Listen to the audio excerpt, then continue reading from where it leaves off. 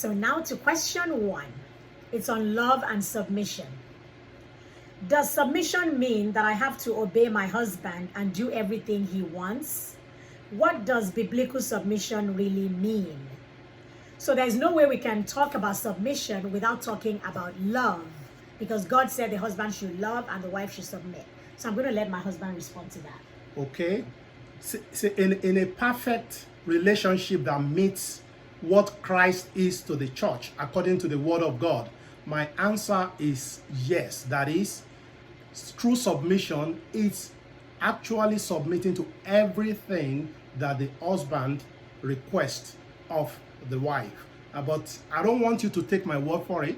I'm going to ask my wife to read the word of God from Ephesians chapter 5, the relevant aspects of it. I think it starts from verse 21 that talks about mutual submission. Go ahead. Yes, verse 21. Submit to one another out of reverence for Christ. Wives, submit yourselves to your own husbands as unto the Lord. For the husband is the head of the wife, as Christ is the head of the church, his body, of which he is the Savior. Now, as the church submits to Christ, so also wives should submit to their husbands in everything.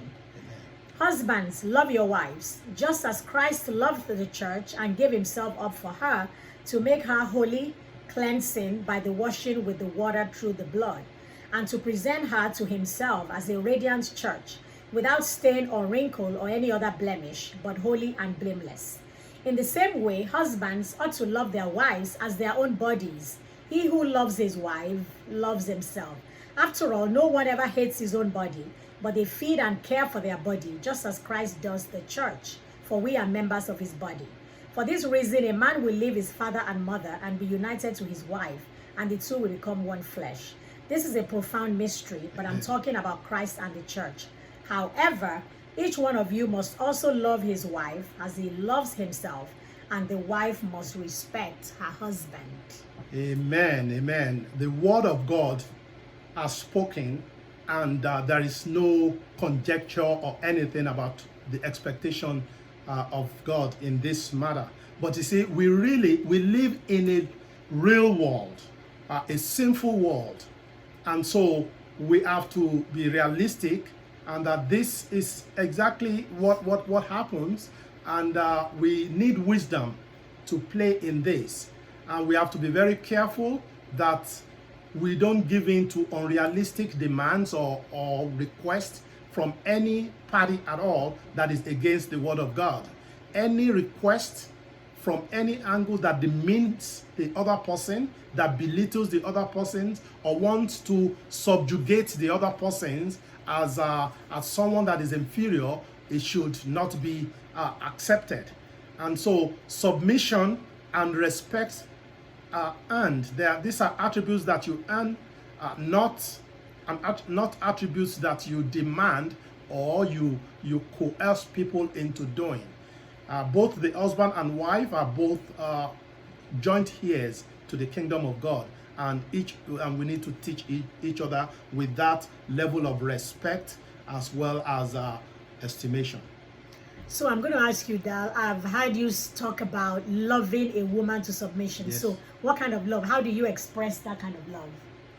Well, I know that I've said this before at one of our presentations, that you will, whenever a man is ready to love, have it at the back of your mind that you are loving this person willingly, but you are loving them to submission.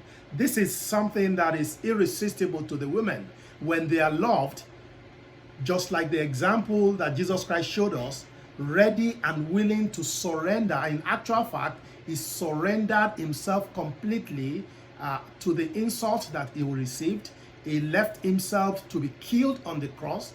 If there is any husband that is willing to so surrender himself to go through all this manner of ill treatment and willing to give up his life for his partner, I don't see how that woman will now turn around and not want to willingly surrender or submit to the leadership of such a person. And that's the way it goes. So from a woman's point of view, I know that submission is not easy at all. And it's something that's always coming up. Because, as my husband said, we live in a sinful world, and sometimes what you are being asked to submit to might not be pleasing to you. So I'm just going to give my own example, knowing from the word of God that we really should submit. So I think I kind of learned my lesson in submission with something that happened, several years ago. My husband was out of the country. He was out of the country for several months. He would come home every month. So we were planning a camp meeting. It was the first time we were going to have it. I was part of the planning.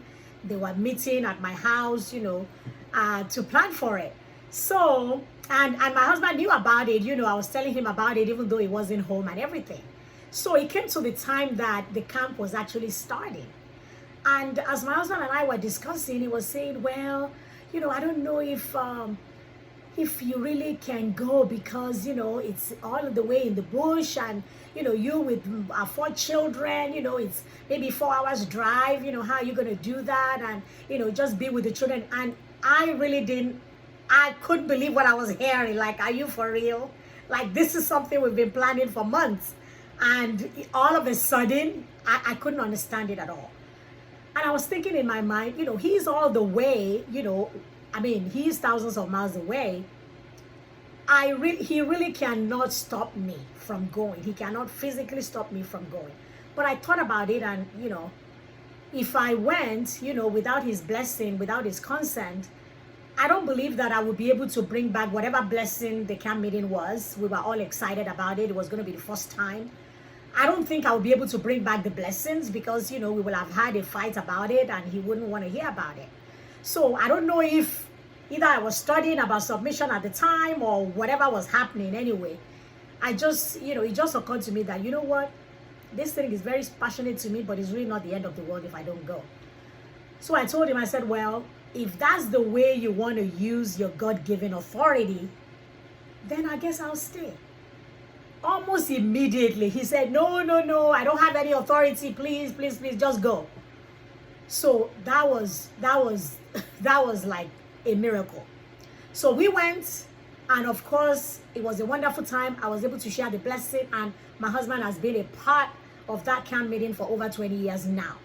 If it didn't start right, maybe he would never have become a part of it. Maybe he would still, be nursing that hurt. I'm not saying that it's always going to end up that way. There are times that I've submitted to my husband that I didn't end up having my way. So it's not always like that. But I think God just used that to teach me from the onset, about submission. It's sometimes very difficult, but it's the way of the Lord.